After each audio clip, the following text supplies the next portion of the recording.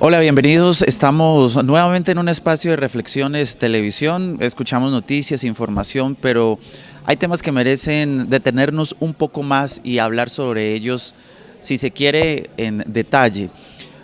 Si yo les hablo de la Fuerza Alternativa Revolucionaria del Común, bueno, la gente quizás no lo asocie muy rápidamente con nuestro país. Ese es el nuevo partido político en el que las FARC, la antigua guerrilla, ahora va a ser presencia política en todo el país, porque cambiaron los fusiles y ahora quieren hablarle a la gente sobre su propuesta. Usted puede estar de acuerdo o no con que ellos ingresen a la democracia colombiana, pero entre las cosas que se hablaron en La Habana, Cuba, con ellos fue esa, que tuvieran participación dentro de los espacios políticos de nuestra nación, para evitar eso que hemos sufrido durante más de 60 años, que es básicamente darnos plomo entre colombianos. A carta blanca, así se resume esta historia. Tengo a Luis Ernesto López. Él es un hombre que pues siempre hace reflexiones en las redes sociales sobre diversas circunstancias del país, y dije, bueno, vamos a hablar, Luis, sobre esto de el partido político de las FARC, cómo se inserta la sociedad civil y eso qué va a significar para nuestra democracia colombiana. Luis, pues bienvenido a Reflexiones Televisión, muchas gracias por aceptar esta invitación. Muchas gracias, Rubén, y muy amable por invitarme y para compartir con ustedes los humildes opiniones que tengamos al respecto. Bueno, la primera pregunta es, Luis, ¿qué significa que la guerrilla de las FARC haya decidido cesar el conflicto que de alguna manera ha tenido con el Estado colombiano y pues decida meterse en el tema político, que quizás puede ser un monstruo muy grande para ellos? Bueno, primero aclaremos una cosa. Las FARC ha sido una organización que, si uno mira todos sus documentos, los documentos de sus conferencias, su historia, y que inclusive hoy así lo reconoce la comisión de expertos que sacó aquel diagnóstico, aquel diagnóstico para la memoria de las víctimas en el año 2015, son alrededor de 12 académicos, políticos, que van desde vertientes liberales hasta vertientes de la izquierda. Han sido una organización política desde sus comienzos, con unos principios ideológicos, que debieron pues acudir a la lucha armada para poder abrirse paso en un sistema donde la democracia ha sido restringida durante los últimos 200 años, es decir, durante toda nuestra vida republicana. El logro de los acuerdos es una conquista no solamente de ellos, es una conquista del pueblo colombiano. Todos veníamos clamando porque se pasara ya a ese otro nivel de lucha política civilizada, democrática, sí, pero el Estado, vemos todos los obstáculos que para esto le dio, desde los acuerdos de la Uribe en el año 84, Tlaxcala, México, el Caguán, y hasta que por fin pues logró darse lo que hoy conocemos como los acuerdos de La Habana. En ese sentido, lo que uno identifica analizando todos estos procesos es que ellos no han cambiado ni sus principios ideológicos ni sus objetivos estratégicos, sino simplemente una forma de lucha, la lucha armada, por una forma de lucha legal. Recordemos también que la lucha armada está reconocida en el derecho internacional, a través de todos estos convenios del derecho internacional de los pueblos, que los pueblos están en la obligación de rebelarse contra determinadas tiranías, que aquí de alguna forma pues se ha presentado. Yo creo que tener 5 candidatos presidenciales asesinados en el siglo XX, los falsos positivos, las masacres que se dieron, la existencia de un paramilitarismo que hizo política de tierra arrasada, fueron cantidades de situaciones que han dado origen y han mantenido pues estos conflictos a esos niveles de barbarie que indiscutiblemente no son los mejores, pero que es una realidad de la que vive nuestro país. Ellos pasan ahora a ser un movimiento político. Bienvenidos, y yo pienso que la sociedad colombiana, el pueblo colombiano, la nación colombiana está en el deber de entenderlo así y de facilitar las condiciones democráticas, no solamente para ellos, sino para todas las vertientes, para que se dé ese diálogo civilizado y podamos nosotros construir un país buscando los mayores consensos que sean posibles. Ahora, ¿qué significa entonces que las FARC deje de ser esa guerrilla beligerante y entre al escenario de la política colombiana, que también es muy beligerante, porque tenemos unos sectores en todos los extremos, de derecha, centro, izquierda, bueno, llámelo como quiera llamarlo, porque esa es la política de nuestra nación? ¿Qué significa que ellos entren a participar? ¿Cómo va a ser ese movimiento al interior de este escenario? Porque además estamos en plena campaña presidencial. Bueno, lo importante es que conozcamos claramente cuáles son las propuestas políticas. Y yo creo que lo han establecido en los documentos que salen del Congreso que ellos tuvieron, en sus documentos de la conferencia y en los mismos acuerdos de La Habana. Tengo entendido que el principal objetivo es buscar el cumplimiento de esos acuerdos. En esos acuerdos hay un potencial muy grande de transformación de la vida nacional, con el tema de los cultivos ilícitos, con el tema de una reforma agraria, pero sobre todo me llama mucho la atención el punto número 2, que tiene que ver con ese tema de la apertura democrática, que no solamente los cobija a ellos, porque si uno lo lee con detenimiento, encuentra que se deben establecer condiciones que favorezcan a las organizaciones sociales para que también actúen libremente en políticas y sufrir la represión que normalmente han tenido, que se respete la protesta ciudadana, que los acuerdos que se firmen en cada uno de estos conflictos sean cumplidos por el Estado. Realmente el acuerdo es mucho más amplio de lo que normalmente nos lo presentan a nosotros los medios, y pienso yo que allí es donde ellos deben jugar un papel muy importante. Los hemos visto en diferentes foros, en encuentros con candidatos de la izquierda, con candidatos de centro, buscando conversar inclusive con candidatos del establecimiento, y eso es un mensaje positivo. Nos han dicho, y lo han dicho públicamente, que no tienen un candidato presidencial en este momento porque aspiran que sea el resultado de una gran convergencia democrática con todas estas fuerzas, y eso me parece a mí que es un mensaje positivo que le están enviando al pueblo, de que efectivamente no están en una condición de querer ser hegemónicos, de querer ser vanguardistas como anteriormente se pretendía pues con algunos de estos sectores, sino que hemos aprendido mucho de los procesos unitarios, de los errores que hemos tenido en el pasado y de las posibilidades que esto nos genera para construir una convergencia democrática, y creo que ellos ahí van a jugar un papel muy importante. Pero lo más importante es que el Estado les cumpla en cuanto a las garantías, al respeto de sus vidas. ¿Cómo es posible que lleven más de 32 ya personas asesinadas entre desmovilizados y familiares de ellos, o más de 130 dirigentes sociales de organizaciones que en algún momento se han manifestado en favor de estos procesos de la paz? Entonces el cumplimiento tiene que ser de lado y lado. Ahora, hay un escenario ahí también importante a tener en cuenta en el marco de esta integración de las FARC como partido político al escenario electoral en Colombia. Sin duda, el otro actor que hace oposición abierta y férrea al tema de las FARC pues es el Centro Democrático, que es el del señor expresidente Álvaro Uribe Vélez, ahora senador de la República. ¿Qué papel va a cumplir ahí las FARC frente a esa oposición que es bastante polarizante más, ¿no? Es decir, casi que no se puede hablar en condiciones políticas favorables? ¿Cómo se va a comportar ahí las FARC? Porque es una ofensiva muy seria que hay alrededor de lo que representa las FARC, que no necesariamente es un grupo armado, ¿no? Sino que también representa otros sectores del país. ¿Cómo va a obrar ahí la guerrilla de la FARC? ¿Cómo cree usted que va a operar en ese sentido? Yo pienso que lo primero que debemos nosotros mirar es qué es lo que motiva a estas fuerzas, sobre todo al Centro Democrático, para oponerse tanto al proceso de paz. ¿Por qué razón ellos se oponen con tanta fuerza en todos los mecanismos que inclusive han denigrado hasta del Papa, pues algunos de esos personajes, porque viene a apoyar el proceso de paz? Mire, parte del proceso de paz está en que se reconstruya la historia real de lo que pasó. Es decir, que haya una verificación de cuáles fueron las causas reales del conflicto, cuáles fueron los victimarios en todos los procesos que se dieron. Y yo creo que eso es algo a lo que el Centro Democrático le está teniendo miedo.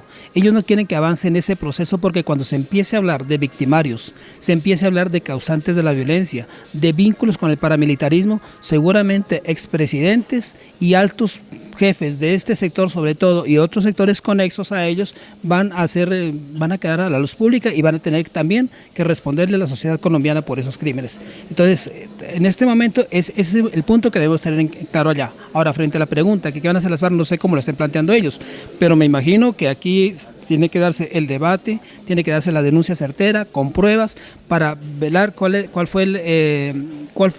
fueron los hechos reales que ocurrieron, para que se dé efectiva reparación, para que haya verdaderas condiciones de no repetición de lo que se está presentando. Y lógicamente entramos en un debate de ideas, pero que tienen que llevar también a unas propuestas de unas soluciones muy concretas, porque no nos podemos quedar tampoco en unas ideas ideológicas quedadas en el nivel de la filosofía, al nivel de la alta política, sin que la gente vea que eso va a aterrizar sobre resultados muy concretos. Por ejemplo, lo que hablábamos hace un rato, sustitución de cultivos ilícitos. Sobre eso hay unas propuestas muy concretas que están en los acuerdos de La Habana, que son las que deben implementarse, que son las que deben desarrollarse. Sobre esa base concreta es mucho lo que estas organizaciones, no solamente las FARC, sino todo el movimiento campesino, todas las organizaciones sociales, tienen mucho que decirle a estos enemigos de la paz que buscan siempre una salida violenta contra el campesino, sin reconocer que allá hay un problema social, un problema económico de fondo, creado por el mismo Estado, creado por las dificultades económicas que tienen para sobrevivir estos sectores de la población, que hay unos tratados de libre comercio que de alguna forma impulsan al campesino a meterse en estos cultivos porque no hay otra forma de entrar a producir, porque no tienen cómo competirle pues a la gran importación de arroz, de café y de todos los productos, de los miles de toneladas pues que llegan anualmente en alimentos. Entonces yo pienso que el debate sobre ese terreno tiene que ser con propuestas concretas, buscando el cumplimiento de acuerdos y no enredarse en unas discusiones filosóficas que a veces es ni siquiera filosóficas, pseudofilosóficas, que a veces quiere llevar pues elementos de la extrema derecha. Me parece que el tema va por ahí, batalla de ideas, como lo decía alguien hace algún tiempo, que es lo que se está desarrollando, pero con propuestas concretas para sacar adelante el bienestar de los colombianos.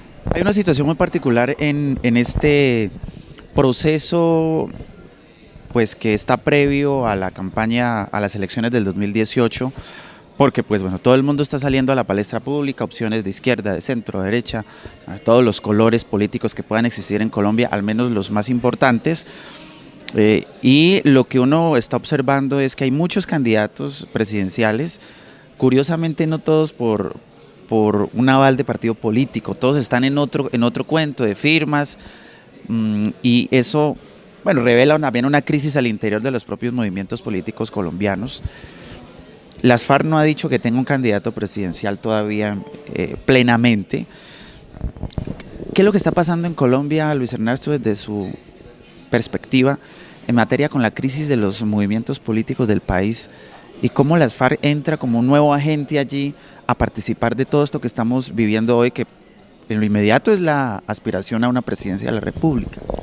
Aquí se evidencia algo que es interesante, que hace parte de la discusión internacional, y es la proliferación de partidos que no son partidos, son pseudopartidos, porque no tienen la concepción que corresponde a un partido político, es decir, representar a un sector económico, social identificado, sino que son agrupaciones que se hacen en torno a una empresa electoral, en torno a un cacique, ¿sí? Como digámoslo como Cambio Radical, por ejemplo, ¿sí?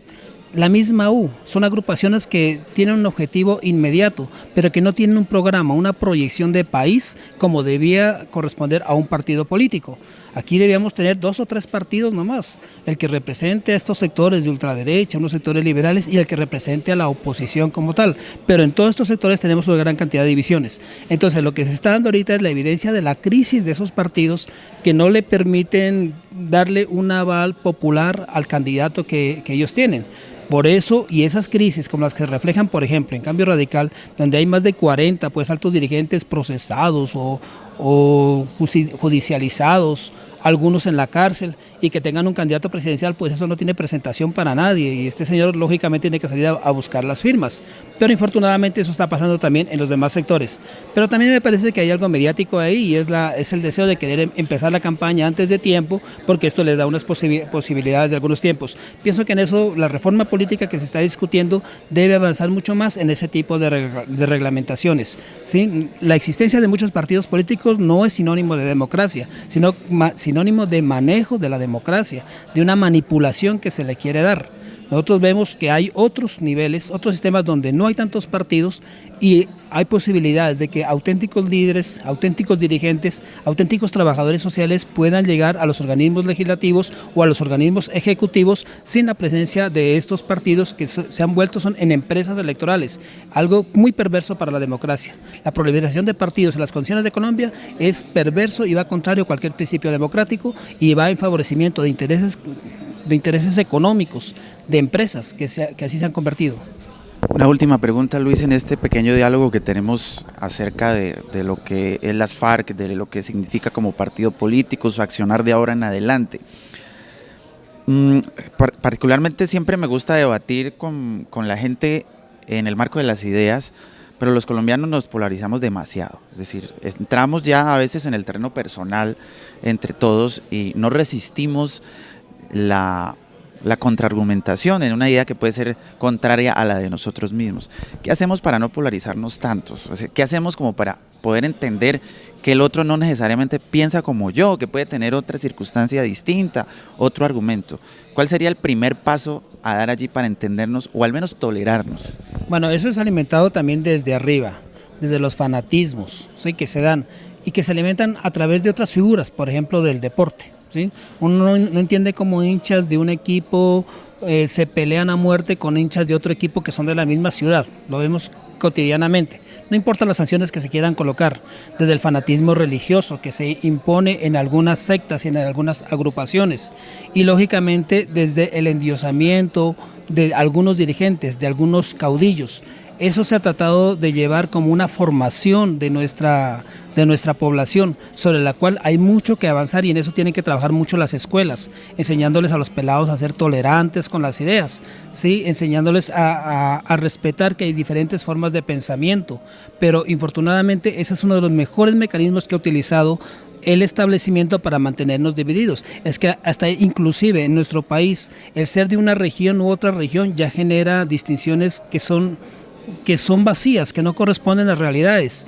No es lo mismo la idiosincrasia del nariñense que la del huilense, que la del costeño, pero eso se estimula a través del chiste, a través de la anécdota malintencionada, para crear siempre esos mecanismos de división. Entonces yo pienso que eso hay mucho que avanzar, y siempre vale la pena recordar el pensamiento del ilustrado Voltaire, cuando decía: no comparto tus ideas, pero daría mi vida porque tú puedas defenderlas. Sí, ojalá que pudiéramos llegar nosotros a ese nivel de madurez, pero creo que el sistema educativo colombiano tiene mucho que hacer en eso desde la escuela. Desde la escuela, eso va mucho más allá, no digamos de la familia, sino desde la escuela, donde llegan los diferentes pensamientos, donde llegan diferentes culturas, donde llegan diferentes costumbres, a enseñarnos a compartirlas, y no solo a ser tolerantes, sino a respetarlas, porque no se trata de tolerarla al otro, sino de respetarle al otro también esas tendencias, y en el debate poder llegar a las conclusiones que favorezcan más el interés social y no el interés particular. Luis Ernesto López es un hombre que es líder también de aquí del departamento del Cauca, ha estado en diversos procesos sociales al interior, por ejemplo, del SENA, donde hay un debate muy serio ya también sobre el tema administrativo, y pues queríamos invitarlo hoy para hablar sobre estas cosas que generalmente pues son importantes de abordar. Luis, muchas gracias por estar con nosotros en estos minuticos, que son pocos para lo que uno podría discutir, pero pues agradezco su presencia. No, Rubén, muchas gracias, y de verdad yo pienso que este tipo de espacios deben seguirse dando, y ojalá que todo el mundo pueda opinar y entre todos encontrar una salida dialogada a tantos conflictos que tenemos, pero sobre todo tener disposición a crear, a converger. Y yo sí llamo aquí a los sectores de izquierda, a los sectores democráticos, a que nos reunamos, a que conversemos, a que debatamos no solamente sobre lo que nos une, sino también a que miramos cómo superamos las diferencias que tenemos en una gran convergencia democrática, que es lo que realmente quiere este país, para que haya auténtica democracia y transformaciones sociales. Seguimos en Reflexiones Televisión, un invitado más que siempre tenemos en este espacio, luego tendremos otro y discutiremos sobre otros temas. Vamos a los comerciales y ya regresamos.